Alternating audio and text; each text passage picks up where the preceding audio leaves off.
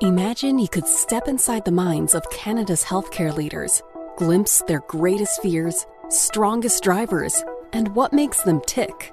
Welcome to Healthcare Changemakers, a podcast where we talk to leaders about the joys and challenges of driving change and working with partners to create the safest healthcare system. Hey listeners, it's Michelle here from Hurock. Welcome to another great episode of Healthcare Changemakers. Abby, my colleague, and I sit down today to chat with Rebecca Sheilds. She is the CEO of the Canadian Mental Health Association, York and South Simcoe. Rebecca is absolutely charming and engaging to speak with. We were really excited to hear about their organization's strategic plan, the 2025 to 2028 fiscal year.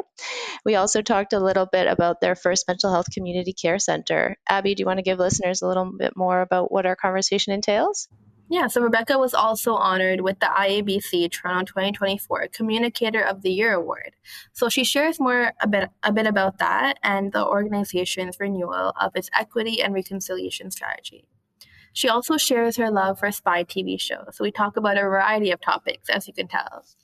I loved that part. Yeah. As we know in Healthcare Changemakers, we love our TV. So have a listen, let us know what you think, and rate and review our show if you get a minute. Thank you. Okay, good morning, Rebecca. Thank you for joining us on Healthcare Changemakers today. Thank you so much. This is great. Yeah, we're going to start with a really easy one. So tell us about your first job ever. So my first job ever actually goes back to my family. So my father imported and was a wholesaler of bicycles and bike parts. And I remember going to his warehouse when I was in child labor status and making bicycle tire repair kits. And when I got a little bit older, I would go and I would fill out the orders for replacement parts. This is back in the day when they would mail you their order, cut a check, and I'd have to fill it out, package it up, and send it back. And I worked for donuts. So that was my first job. And then professionally, my first job where I wasn't hired by my family, I was one of the early employees of Canada's Wonderland. But that didn't last that long. A summer, maybe. I did not expect that right out of the gate, the bike parts repair kit story. That's amazing. I really love that. My grandfather used to collect used bicycles and sell them, and he would also make us test them out and try them. So that was kind of funny. That one hits home. Before we dig more into the interview, what is one song that gets you pumped up if you hear it on the radio before a big day? Maybe you played it this morning. I'm going to tell you, anything ABBA. Girls, anything ABBA. But I also will tell you, Salisbury Hill by Peter Gabriel. I'm dating myself, but put me back into the 70s and I'm a happy camper. I love that. I'm anything ABBA too, though. I love singing in the car. Okay, that's amazing. Those are really good. So we know who you are, Rebecca, and we know where you work today, but just tell us the story a little bit of how your career started and maybe how you landed at CMHA York and South Simcoe. So I always like to say that I come by my profession honestly. I come from a family who was always very, very committed to community and volunteering. Back to my father again, he was a Lions. He was always volunteering for everything he could. I remember him handing out blankets in Toronto way, way back in the 70s and the 80s. And my mother, she volunteered for the Heart and Stroke Foundation, for MS, for Girl Guides. And I was always a volunteer. I was on every committee through high school, through university, organizing and planning. And there I was doing a master's in science thinking, is this really what I want to do with my life? Is this, a career in a laboratory? And I thought, no. And my best friend at the time, a man named David, this is the early 90s, came and said, I just got this job as a fundraiser, which I'd never heard of before. And I said, you mean you could get paid to do what I do for fun? And I was like, I want that job. So I pivoted, and my very first job out of the gate, believe it or not, was the Director of Development and Communication for the Greater Vancouver Food Bank Society. And within a year, I both doubled the amount of food and monetary donations. Like I'd found what I was most passionate about, which was being able to support community. And I have been privileged to have a whole career in the social profit sector. And I worked in HIV and AIDS in Vancouver's downtown east side at the time. I worked in an organization that has now been merged with somebody else, but at the time it was called Bentham Court Housing Society, which provided housing for Indigenous youth who are homeless and at risk of homelessness in the downtown east side. I worked in deaf blindness for both adults who were congenitally deaf blind in a community living as well as acquired.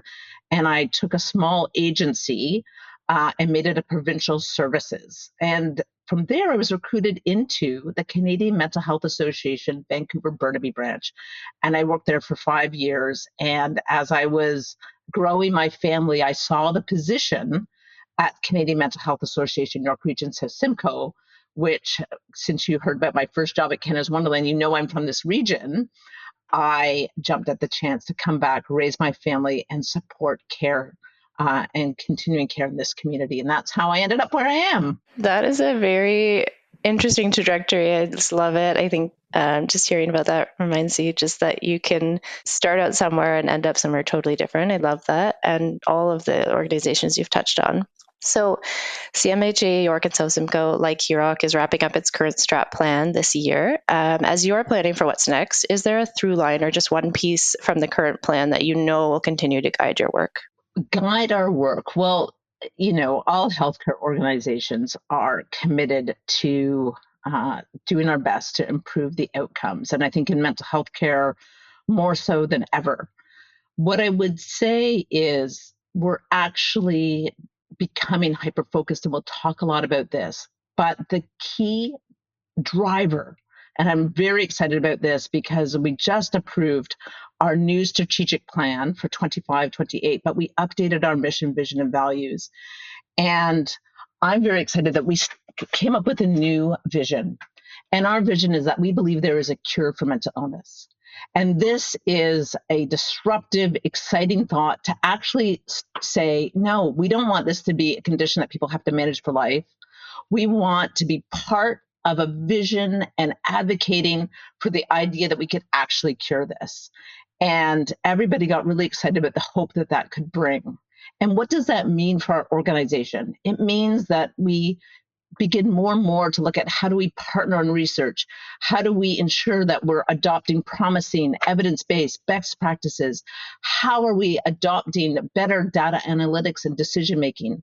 How are we integrating and standardizing care? It is all of those things that come into this idea that we want to do the best we can to actually cure, support people with true recovery from mental illness. And we believe that underpinning the idea that it doesn't go away is stigma. And so the idea that, this is a lifelong battle, that we don't want to accept that anymore. We want to challenge and disrupt the idea that if we all work together, and great institutions like CMHA and academic institutions all across this country and globally are working towards that. And we want to really push that and be part of that and advocate for that. I think that's a big through line and a big important mission. I noticed when you talk about the organization, the staff, and the team that you're with, you use a lot of like the term "we," and you kind of talk about you as a group. So I was just wondering, how do you bring the staff along on that very big mission? Because this is a HEROC podcast, and we think a lot about risk with HEROC and how we do things. Not everybody loves the idea that there's a cure. Some people who have been in the space of mental health feel that when they hear the word cure, it strikes them that there's something wrong with them.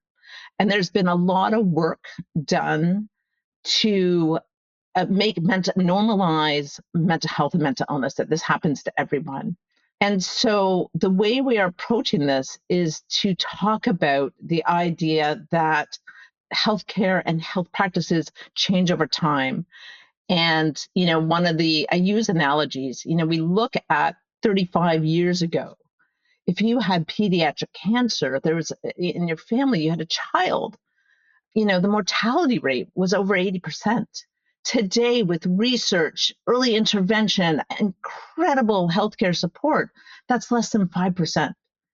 In July 2024, the World Health Organization announced the second cure for HIV and AIDS, which is unbelievable. The most stigmatized disease in the world can now be cured. And when I think about what is happening around the fact that the US is withdrawing aid and treatment for HIV, the fact that there might be a cure there that could prevent the death of 10 million people a year is unbelievable. Like, we cannot just sit there and say this is good enough. And the field of mental illness, because of stigma, has been left behind in research, investment, and care. And so bringing people along is helping them believe and turning that belief into action, that things can actually improve, and that we don't have to subject people for a lifetime of management, that people can fully recover, and they do. And just like any other healthcare, we all have to eat well, exercise, sleep well, all of those things for all of our health. But mental illness can be treated. People can recover. And then I think we can all get behind. I really like the comparison. I mean, not a positive thing to think about some of the cures that we've had to go through, but just, yeah, we don't often hear about how we can cure mental illness. So thank you. Thank you for sharing that with us. I wanted to just ask you about York Region's first mental health community care center. It's a project that's currently in development for your team. So what makes it the first of its kind for our province? So this is an exciting project, and I'm so glad you're asking me about it, because it really ties into our belief in how we do what we can and lead the team and our community into a process. So the York Region Mental Health Community Care Center is a first of its kind. It will be built up in Newmarket, and at a high level, it is a 24/7 alternative to an emergency department for ages 12 and above. So there is a whole child and youth there, as well as adult. There will be 10 crisis stabilization beds and 10 addiction withdrawal support beds that are flex for ages 16 and above. And it'll be staffed with an interdisciplinary team, all the way from physicians, nurse practitioners, social workers, peer support specialists, Indigenous care specialists, a whole range of support services. And it is done in partnership with over 20 supportive healthcare agencies and all of our social service partners from, the region, and housing and homelessness, all the way through to public health and other supports. But what makes it the first of its kind, most importantly, is that we have a collective vision. And the collective vision is, what do we need to do to ensure that somebody's first mental health crisis is their last? It is our goal to think through what needs to change so that we stop this perpetual crisis, this perpetual event where people are constantly in crisis, where they get stabilized and then they end up back where they were. So what needs to change if you are a mom with a 15-year-old son who now is not leaving his house and is falling behind in school? What does the school need to know? What do we need to know before you even come through our doors? And what is that care experience where instead of we're triaging, we're actually welcoming you into the space and having that care experience that both supports a de-escalation of the crisis and a plan to ensure that that crisis doesn't happen again? And how then do we work with all of our partners to connect you to the right level of care so that we're not we're not, doing the same thing, giving everybody the same, go on this wait list, but we actually match you and connect you with our partners in the center to ensure that you are connected and supported in the next step of your journey to make recovery right for you. And what happens after. So that is our vision, and it's been 10 years. And I just want to say huge gratitude to all of our partners and Ontario Health and the government for stepping up and supporting this work. This is about system change. And although we're leading it, everybody is committed to a collective vision, and we can't do it without going back and believing in the possible. That's a really big achievement, just kind of seeing it come to life. And just that, I was just thinking, because you mentioned partnership and how important it is, and I can't do it alone without the partners. And it is the same for that mom that you mentioned, who might have a 15-year-old at home, not leaving the house. They can't do it alone either. So it all kind of draws together.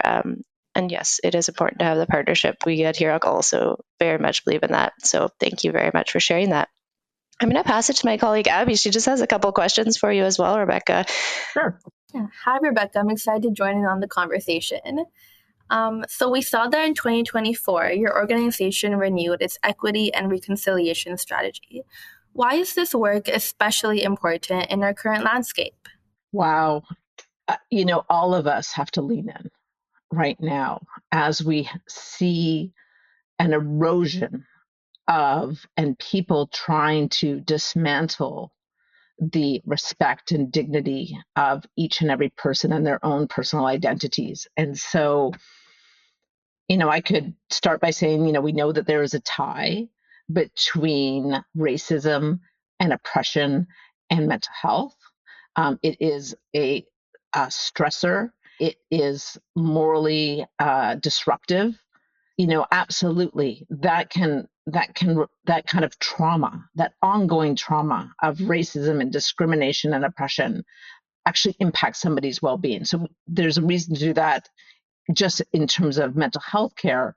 But overall, the gains that we have create belonging in our society. And belonging is part of wellness. And, I've always thought back about, Dr. Ian Daw, who used to say, all of us as healthcare providers, we might be able to treat the symptoms and treat mental illness, but mental health is a home, a job, a friend.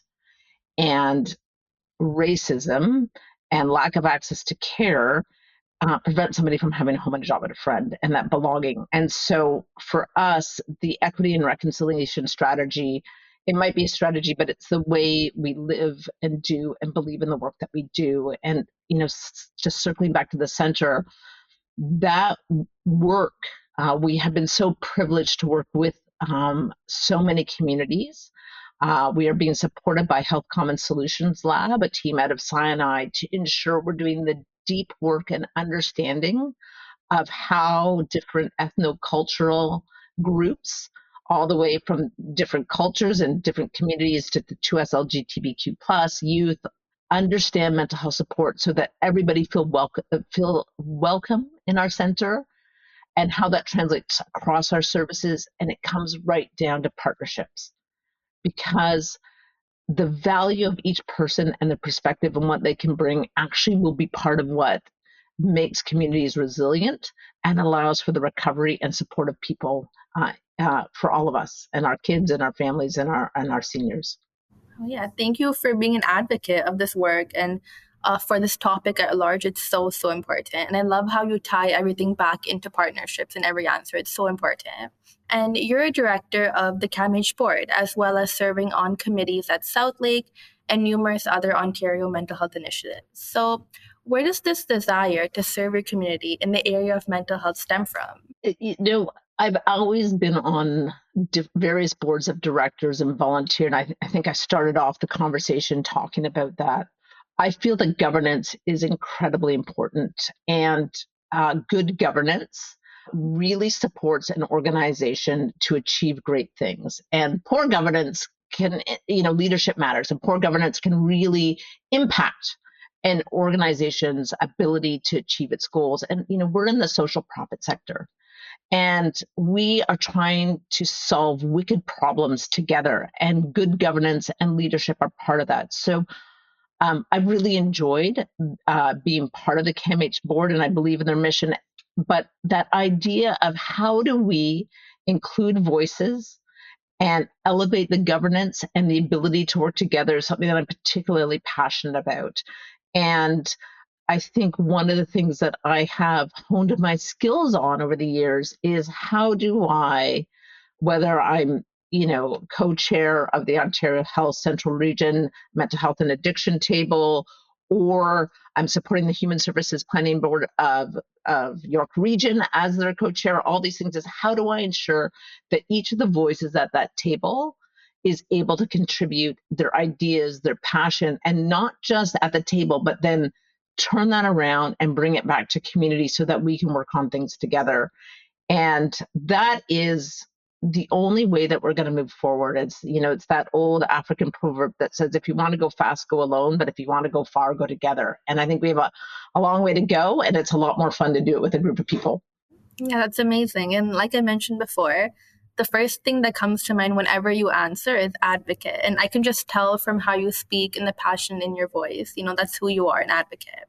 And speaking of amazing, not too long ago, you were honored with the IABC Toronto 2024 Communicator of the Year Award. Wow, congratulations. What does the award mean to you?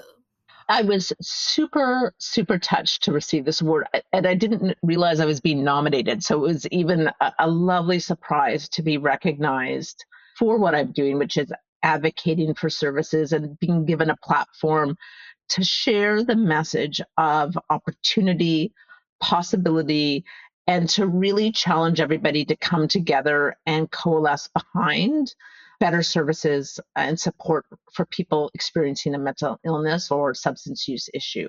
So, it was great. I'm also going to say, on the other hand, it was also a bit terrifying when I found out I had to give a speech to the communications community. I thought, oh gosh, no pressure. this will be the TED Talk of my life. But I really enjoy public speaking, and I really enjoy not just speaking, but actually meeting people after I have a chance to present and have people come up to me and say, that's really great. How do I get involved with this? What can I do? And that ability to connect is really what is one of my motivators and drivers personally. So it was an exciting award, and I'm excited to be part of their event that's coming up in later April. Well, it's 100% well-deserved with all the work you're doing.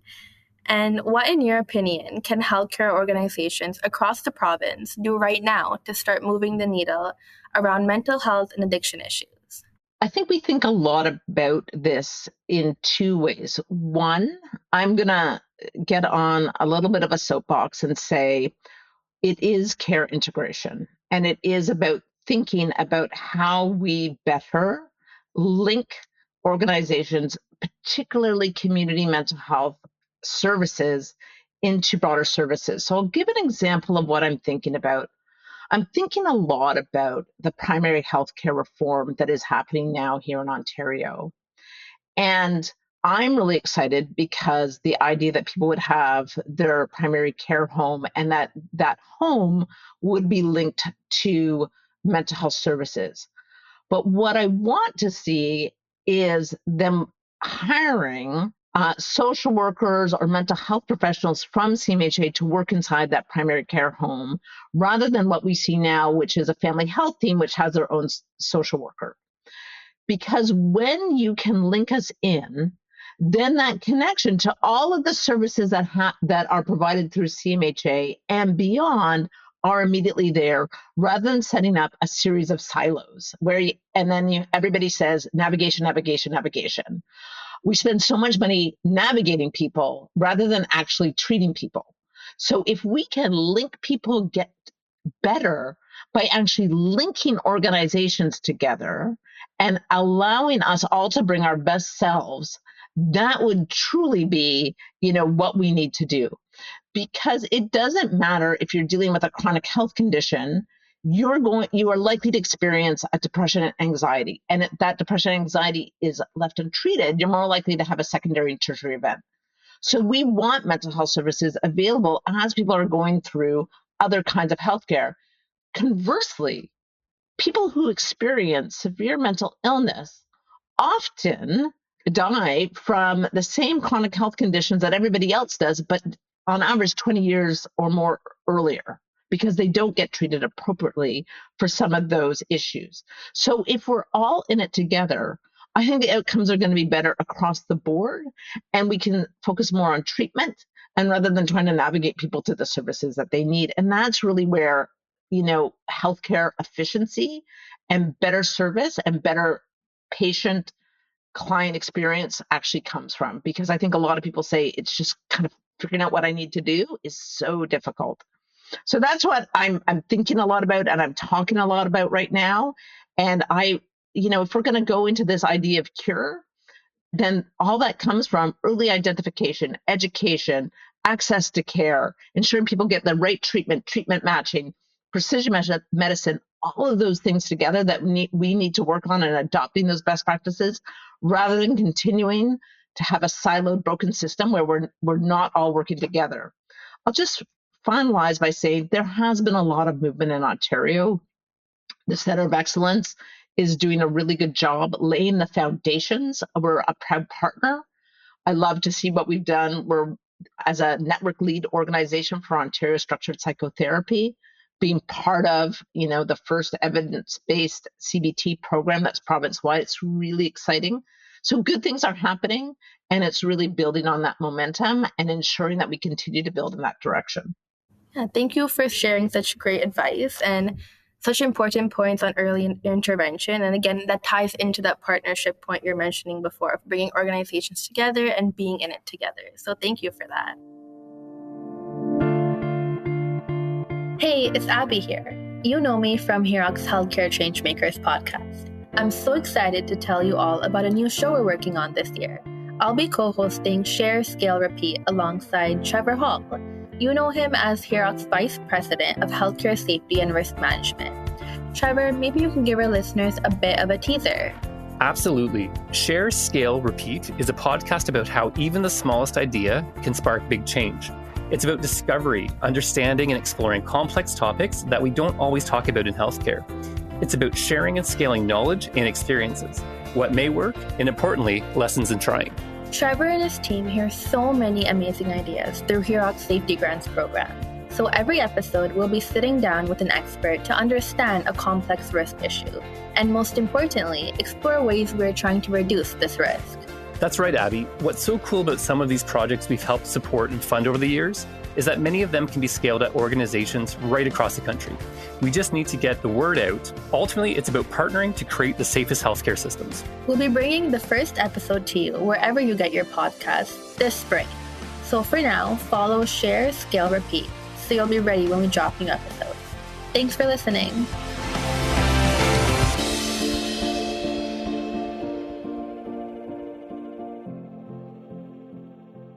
Okay, so now it's time for our lightning round. Michelle and I will ask you a few quick and short questions, and you can say the first thing that comes to mind. Sounds good? Yep. Perfect. So here on Healthcare Changemakers, we love talking about TV. So what's one TV show you're excited about right now? Anything with a spy or an assassin. Okay. that is my brain candy. So, I mean, that's what I love. Nice. Are you watching The Night Agent? You know that one that's out right now? Night Agent, The Recruit, it's all CIA, but all that stuff. Anything where they seem to blow things up. Jason Stratham, the beekeeper who can take down an entire building and walk out alive, all that stuff is where I turn my brain off. I was going to say, you must need to turn your brain off sometimes after all of this heavy lifting that you're doing. Moving on, any other podcasts other than this one that you stay up to date on? I'm a big fan of The Daily from the New York Times, and I love Acquired. And Acquired, if people don't know about it, it's the history of companies. Like Rolex and Novo Nordisk, and they just go into depth about how these companies and the strategy of their growth and changes. I just love that one. No, I don't know that one. Okay. What's one thing you miss about being a little kid? That's a great question. I remember as a kid, I used to love, and again, I'm dating myself, but, I grew up in Vaughan and York region. And of course, there was growth. I used to love hunting for beer bottles and cans. And I used to hunt for them. And then my dad or my mom would drive me to the beer store where I could change them in. And I would get, my 25 cents and go to the Becker store and be able to buy candy. And it was like the most exciting. My sister and I would go and we'd get our bag and, we'd have 15 cents and you could actually get a lot for 15 cents back then. And so the hunt,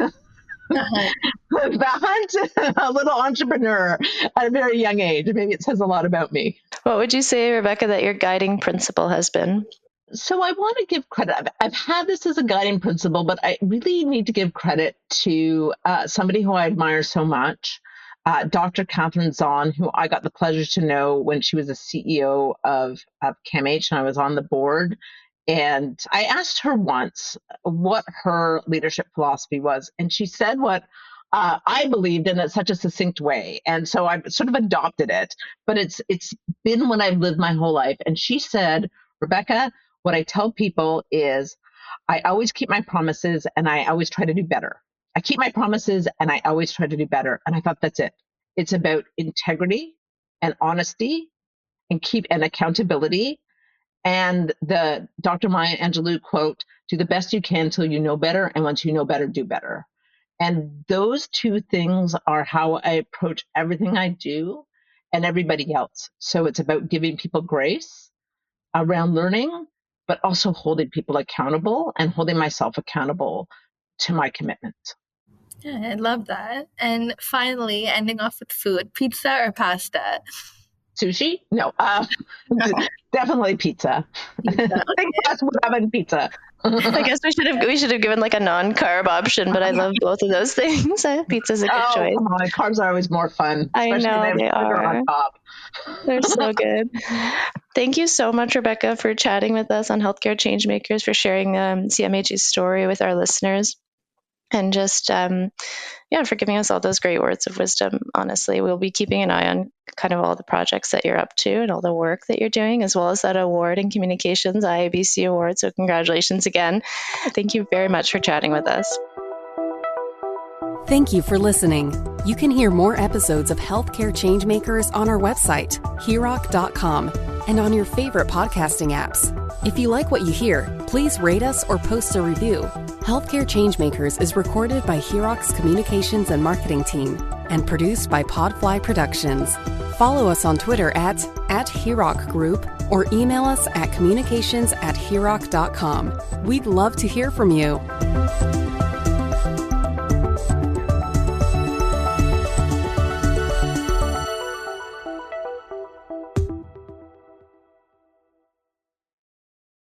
Glimpse their greatest